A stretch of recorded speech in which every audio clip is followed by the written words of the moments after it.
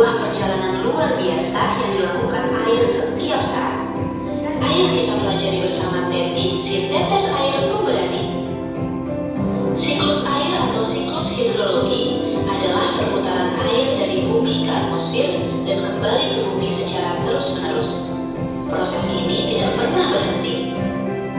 Siklus air ada 4 proses utama: evaporasi, kondensasi, presipitasi, dan infiltrasi.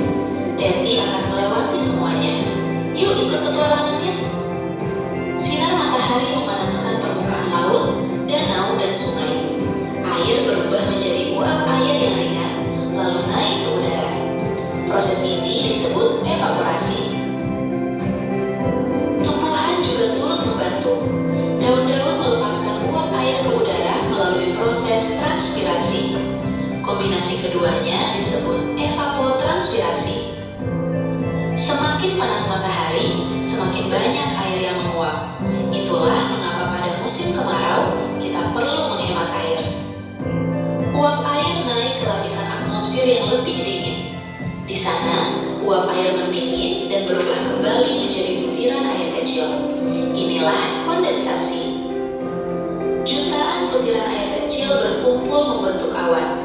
Semakin tebal awan, semakin banyak air yang tersimpan di dalamnya. Wow! Kamu bisa melihat kondensasi di rumah, ketika kaca dinding berembun, atau saat napas kita terlihat di udara dingin. Itulah kondensasi. Ketika awan sudah terlalu berat menampung air, air jatuh ke bumi sebagai hujan, salju, atau es. Proses ini disebut presipitasi.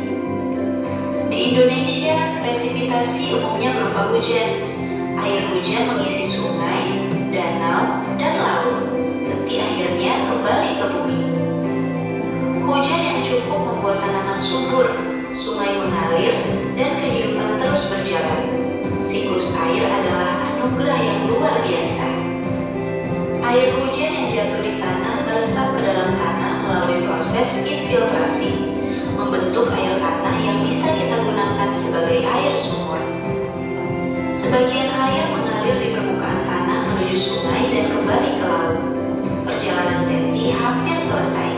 Ia siap memulai siklus baru. Hutan yang lebat membantu infiltrasi. Akar pohon menyimpan air dan mencegah banjir. Itulah mengapa kita harus menjaga hutan kita. Dampaknya, penebangan hutan.